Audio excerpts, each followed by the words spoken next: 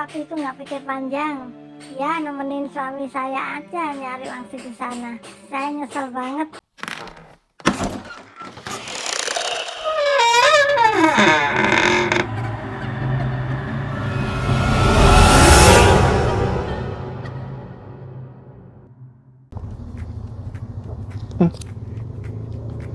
Maaf, geng. Gua ngenyot dulu bentaran ya. Gue lagi ketagihan banget habisnya. Sama Cimory Yogurt Squeeze ini rasa baru. Kemana aja gue dari kemarin-kemarin. Baru tahu ada yogurt seenak ini. Biasalah perkara nih. Banyak banget lewat terus di FYP. Sama orang-orang tuh pada instastory. Nyobain ini ya, latah gue juga anaknya. Pengen ikutan, mau coba juga. Ini tuh Cimory Yogurt Squeeze rasa brown sugar yang terbaru, gengs. Wah, gokil sih nih. Kalian udah nyobain rasa baru ini belum? Tapi gue nggak tahu sih. Ini udah dijual bebas di pasaran atau belum ya? Mohon maaf nih, perkara kita dapat dari orang dalam. Rezeki anak soleh dikirimin Cimory. Ternyata juara banget emang. Soalnya perpaduan dari yogurt sama kayak apa nih, brown sugar kan rasa-rasa kayak boba ya. Kalau dirasa-rasa nih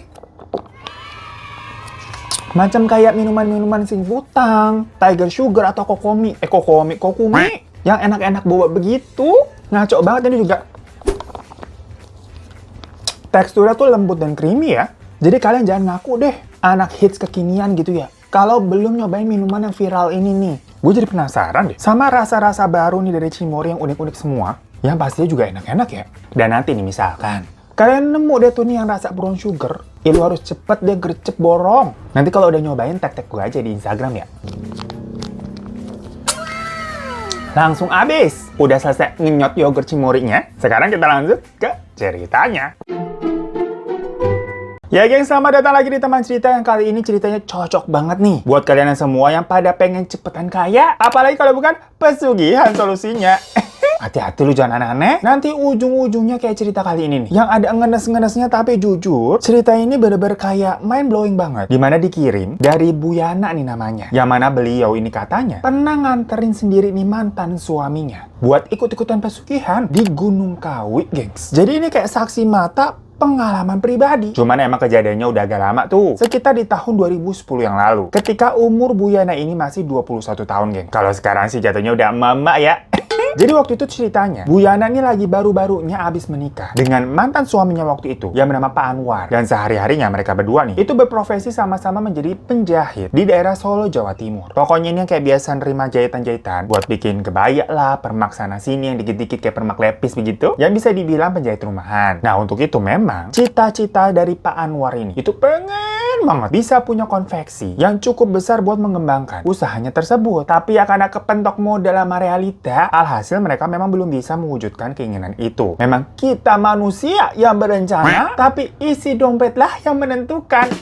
Nah, waktu itu juga, mereka ini memang belum dikaruniai anak. Cuman keluarga dari Panwar, itu kayak adik-adiknya gitu, ada 2 orang. Masih pada sekolah deh tuh, dan butuh biaya juga. Yang mana semua itu yang nanggung Pak Anwar, sebagai kakak tertua. Alhasil ya kehidupan mereka bisa dibilang ngepas terus, gengs. Soalnya kebutuhan dan pengeluarannya tuh, banyak yang ditanggung. Nah, pokoknya singkat cerita, Pak Anwar ini kenalan sama temen yang salah. Jadi awalnya tuh Pak Anwar dimintain tolong sama temennya, yang bernama Warno, untuk nemenin nyari wangsit ke Gunung Kawi. Perkara ini memang basicnya Pak Anwar juga ternyata ada utang sama si Warno. Jadinya pas diminta untuk temenin, ya udah aja lah. Daripada disuruh bayar cepet-cepet, belum ada duitnya juga dia. Nah ya udah di sana tuh, Warno ini semacam melakukan ritual yang secara sederhana aja sih sebenarnya, kayak melakukan ziarah ke salah satu makam leluhur yang ada di sana. Lalu lanjut semedi di tengah hutan sambil kayak bawa dupa gitu sama sajen. Terus macam buah-buahan lah, ayam cemani, ya yang gitu-gitulah. Nah waktu lagi nemenin si Warno tuh malam-malam di sana, sesekali nih Pak Anwar mendengar ada kayak suara cewek-cewek kuntilanak itu kecilitan. Tapi Pak Anwar sama sekali nggak ngeliat wujudnya sih. Jadi katanya suaranya itu doang yang kedengeran. Rasanya merinding ketakutan. Tapi mau kabur pulang sendirian juga kagak berani ya, lagi di tengah hutan malam-malam. Ya udah jadi diem aja gitu nungguin si Warno sampai selesai. Setelah pulang dari sana nih, jalan kayak sekitar 2 bulanan gitulah setelahnya. Ternyata usahanya si Warno, yang dia ini membuka semacam kayak toko listrik gitu, gak ada perubahan, gengs. Maksudnya ya kayak biasa, sepi-sepi aja kayak kemarin-kemarin. Padahal kan kita kira ya, si Warno sampai semedi di Gunung Kawi gitu, biar usahanya laris manis Tanjung Kimpul, biar banyak customer datang. Tapi nyatanya nggak begitu. Nah cuman anehnya nih, walaupun kan tokonya kelihatan sama aja kayak kemarin-kemarin, tetapi tiba-tiba si Warno ini kok dilihat bisa mendadak beli mobil, terus mulai ngerenovasi rumah, yang bahkan Pak Anwar ini itu juga ikut kecipratan. Dimana kan tadi dia punya utang tuh pokoknya sekitar 5 juta. Si Warno ini bilang, udah kagak usah dibayar utangnya. Hitung-hitung itu upah buat nemenin saya kemarin tuh ke Gunung Kawi. Nah dari situ Pak Anwar seneng dong utangnya dibebasin, tapi sekaligus heran juga. Cerita lah dia ke istrinya tuh, ke Bu Yana, mengenai apa yang dilakukan Warno. Dan jadilah Pak Anwar ini pengen juga begitu. Kalau kata Bu Yana waktu itu sih, ya jujur memang Bu Yana juga agak tertarik tuh. Soalnya gimana sih ngeliat tetangga nih,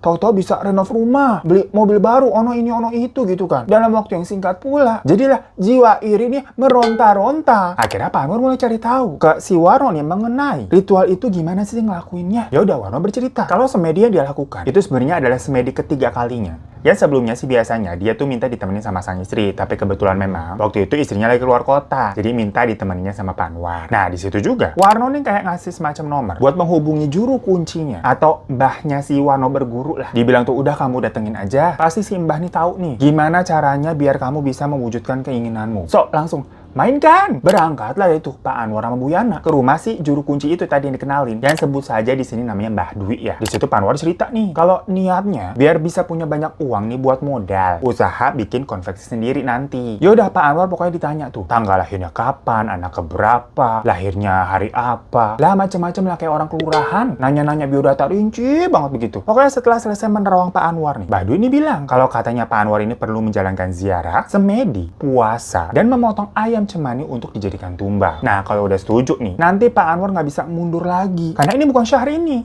ya. Maju mundur maju, cantik cantik.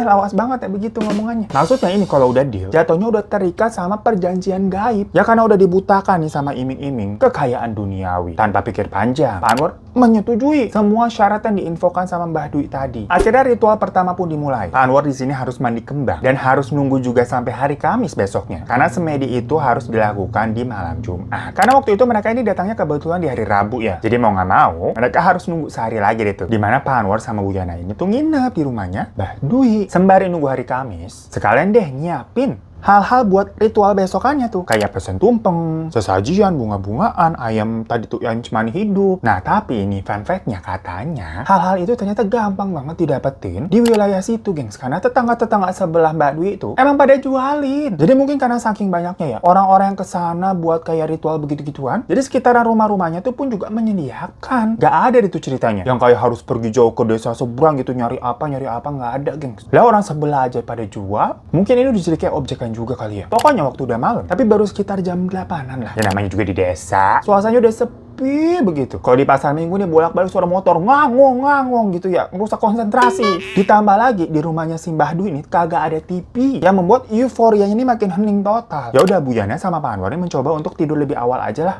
Habisnya bingung juga nggak tahu mau ngapain. Pas Bu Yana udah kerep-kerep ini udah mau tidur gitu ya. Dia dengar kayak ada suara ngedengkur gitu.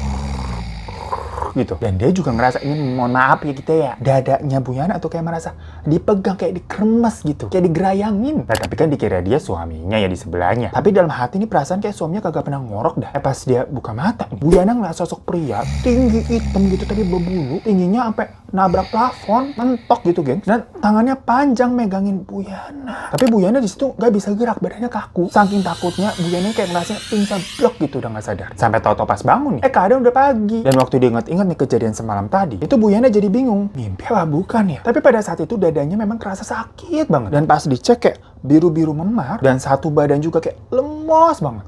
Dia langsung ceritalah ke suaminya sama ke Mbah Dwi juga. Yang mana kata si Mbah Dwi ternyata memang itu adalah sosok yang akan membantu Pak Anwar buat mendapatkan tujuannya. Tapi ya ibarat bantuan itu nggak ada yang gratis. Jadinya semalam tuh Bu Yana disetubuhi sama sosok itu. Tuh guys, Bu Yana yang denger kayak gitu ya shock ya. Pantasan dadanya juga terasa sakit. Sama badan itu kayak capek banget, kayak lemas terkuras. Berasa habis ngeronda 3 babak. Cuma ya Bu Yana nggak ingat kejadian itu kayak gimana karena dirinya itu kayak pingsan dan pas bangun tau-tau udah pagi kan tadi. Mbah Dwi juga bilang katanya Bu Yana ini harus tahan sampai Pak Anwar ini mendapatkan wangsit. Karena hal semacam itu bisa-bisa akan sering terjadi kepada Bu Yana. Nah di hari itu pada hari Kamis sore-sore, Pak Anwarnya dimandikan lagi pakai air kembang. Dan setelah selesai mandi mereka ini bersiap-siap menuju makam saat langitnya udah mulai gelap, jadi udah mau maghrib gitulah. Nah ternyata makam yang didatangi itu sama geng, kayak makam yang didatangi Pak Anwar waktu nganterin si Warno tempo dulu. Dan urutannya juga persis nih. Habis dari makam, mereka jalan itu ke dalam hutan. Nah tapi Bu Yana ini ngerasa kayak jalannya kok lama banget ya, hampir sejaman. Baru mereka kayak menemukan kayak sebuah tempat semacam kayak tanah agak lapang gitulah. Nah saat lagi mulai semedi, Bu Yana yang konteksnya di situ nemenin doang ya. Tahu-tahu punggungnya tuh terasa berat kayak ada yang neken gitu. Terus samar-samar dia juga mendengar ada suara perempuan ketawa-ketawa gitu di kupingnya. Saat itu Mbak Dwi ini bilang, jangan ada yang nengok ke belakang ya, fokus aja kamu ke depan. Tetapi suara ketawa itu terus didengar sama si Bu Yana nih. Kedengaran kayak tahu-tahu jauh, tahu-tahu deket, tahu-tahu jauh, kayak pindah-pindah gitu. Cuman karena tadi memang sudah disuruh fokus ya, jadi Bu Yana diam aja ngeliat ke arah depan. Dimana di situ ada suaminya sama Mbak Dwi itu lagi semedi. Tahu-tahu nih ada kayak kuntilanak terbang gitu dari atas ke bawah dan mendarat di depan suaminya, geng. Jadinya Bu Yana kan bisa ngeliat langsung ya di situ. Katanya rambutnya panjang tapi gimbal gitu, berantakan. Matanya hitam, mukanya putih, terus hidungnya kayak runcing. Dan saat itu juga langsung tercium bau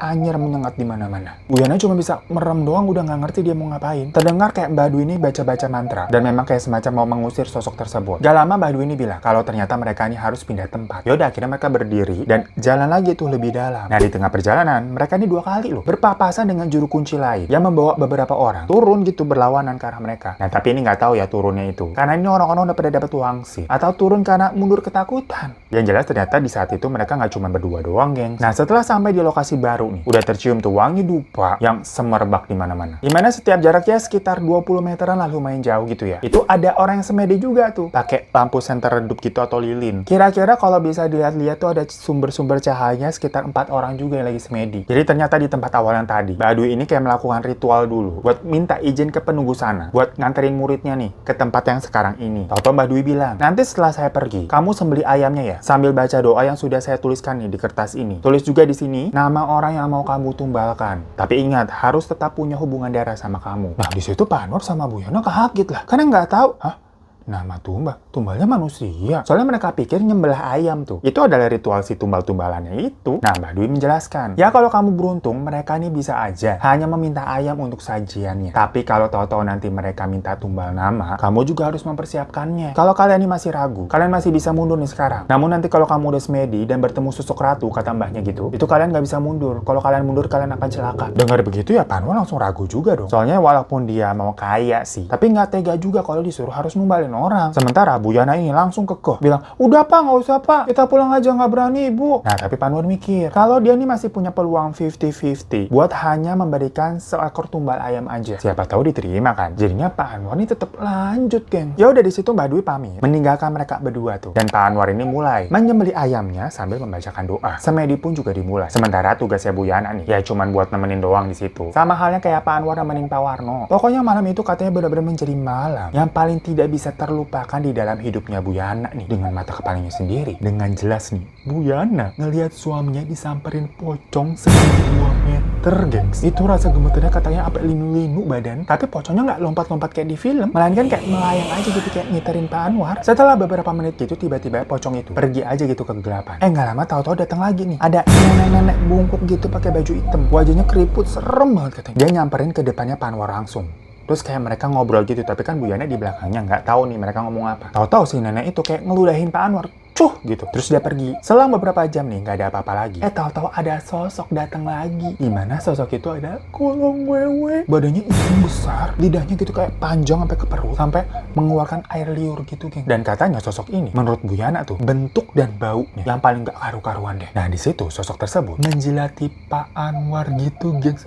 Geleh banget. Bu Yana juga nggak tahan, udah merem aja deh, udah nggak bisa dia. Dan kejadian itu kayak lama sampai tiba-tiba nih Pak Anwar bilang, Bu yuk kita pulang. Dan ternyata waktu juga udah menunjukkan jam 5 lewat. Udah mulai agak terang tuh langit tuh. Pak Anwar bilang lagi, kita udah bisa pulang Bu, Bapak udah dapetin nih wangsitnya. Di situ Pak Anwar menunjukkan segenggam rambut gitu warna hitam pekat, tanpa banyak nanya. Dan masih kayak agak bingung juga ya Bu Yana nih. Yaudah mereka akhirnya pulang deh tuh ke Solo. Nah waktu sampai di rumah, Pak Anwar ini langsung sibuk bikin sekat gitu di kamar. Soalnya memang di rumah kontrakan mereka itu kamarnya cuma 1. Jadi kayak disekat gitu biar ada ruangan lagi. Dimana kata Pak Anwar memang semua itu permintaan dari Ibunda Ratu yang nantinya akan datang di malam-malam tertentu untuk memberikan mereka uang. Barulah Bu Yana di situ menanyakan apa saja yang Pak Anwar rasakan dan alami ketika semedi kemarin. Karena sosok-sosok yang dilihat Bu Yana ini serem-serem gak keru-keruan. Nah Pak Anwar cerita kalau katanya dia didatangi 3 makhluk. Ya berarti sama nih ya. Sama yang dilihat Bu Yana kan juga ada 3 makhluk tuh. Yang pertama adalah pocong. Nah kata Pak Anwar pocong itu cuma pengen ganggu doang. Karena ternyata pocong itu tidak bisa bisa mendatangkan kekayaan dan hanya ingin mengganggu konsentrasi dari Pak Anwar aja. Setelah mengulang doa-doa yang diberikan dari juru kunci atau Mbah Dwi, pocong itu kemudian pergi sendiri. Yang kedua yang ditemui sama Pak Anwar adalah nenek-nenek tua. Nah, si nenek itu datang dengan tujuan menanyakan Pak Anwar itu mau apa datang ke gunung itu. Ya, Pak Anwar bilang kalau dia ingin meminta kekayaan dengan tumbal ayam yang dia bawa. Di situ sang nenek katanya ketawa dan mengatakan katanya semua manusia di sini itu memberikan tumbal manusia. Jadi kamu sebutin aja deh siapa nama yang mau kamu jadikan tumbal. Tapi Pak Anwar katanya nggak jawab dan memilih kembali untuk membaca doa. Makanya nenek itu kayak kesel terus ngeludahin Pak Anwar terus dia pergi. Nah, yang terakhir nih, Pak Anwar cerita yang datang itu adalah seorang perempuan cantik. Dan perempuan itu juga sama nih menanyakan apa tujuan Pak Anwar ke sana. Pak Anwar pun menjawab dengan jawaban yang sama, meminta kekayaan dan tumbal ayam yang dia bawa. Katanya perempuan itu menyetujui, lalu memberikan seikat rambutnya dan meminta dibuatkan kamar khusus di rumah mereka. Nah, pas dengar begitu Bu Yana sebenarnya agak heran. Kok dibilang perempuan cantik yang saya lihat kayak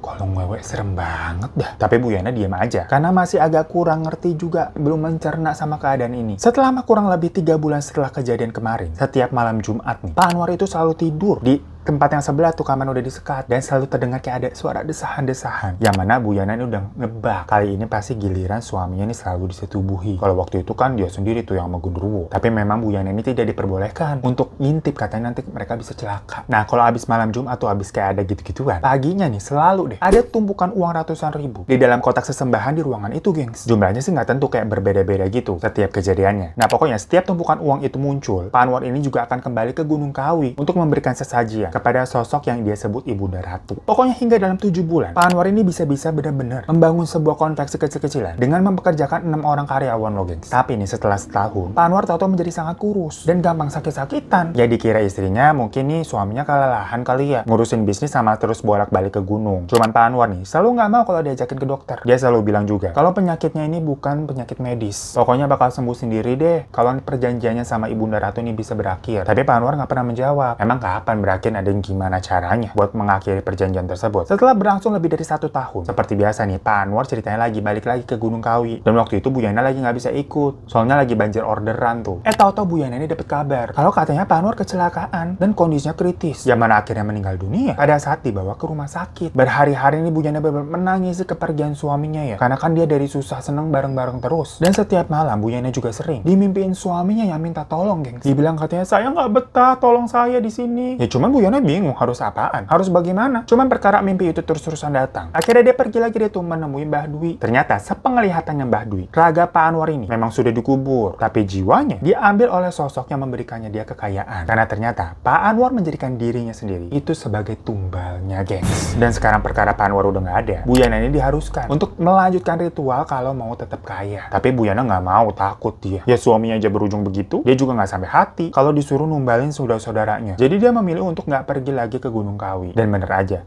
semua yang dimilikinya itu hilang satu persatu. Hingga usaha Bu Yana ini tahu-tahu bangkrut. Dan akhirnya Bu Yana ini kembali ke titik awal menjadi penjahit rumahan lagi. Setelah 4 tahun berlalu di tahun 2014, Bu Yana ini kenalan dengan seorang pria yang akhirnya mereka ini menikah dan dikaruniai 2 orang anak hingga saat ini. Katanya suami yang sekarang itu agamis banget. Jadi bisa menuntun Bu Yana nih untuk lebih dekat dengan agama. Ya tapi walaupun sekarang katanya udah 10 tahun berlalu, Bu Yana kadang-kadang masih suka loh dimimpiin sama Pak Anwar dengan gambaran yang sama kayak gitu, gengs. Minta tolong gitu sambil nangis-nangis. Dan kalau udah kayak gitu, Bu Yana cuma bisa ziarah ke makam almarhum dan berdoa aja lah agar dosa-dosa dari mantan suaminya dan dirinya itu bisa diampuni oleh Tuhan. So itu tadi cerita dari Bu Yana yang lumayan mind-blowing banget ya. Literally melakukan pesugihan, gengs. Berani amat mana ada adegan ranjang biru, tapi ini amat dedemit gitu adegannya. Ih, amit-amit, sampai merinding gua. Tapi terima kasih banget loh kepada Bu Yana nih untuk ceritanya yang super bikin bingung. Alhamdulillahnya udah tobat sih ya sekarang dan menjadi pribadi yang lebih baik lagi. Ya siapa juga sih yang nggak mau kaya, tapi kalau rentetan caranya begitu mah ya mohon maaf nih. So thank you so much. I'm sorry. Goodbye. Kagak berani. Oke deh, goodbye aja juga deh. Buat kalian yang punya cerita-cerita horor yang pengen di-share, langsung aja email ke yang di bawah ini. Berarti sama lagi nih. So thank you so much. I'm sorry. Goodbye.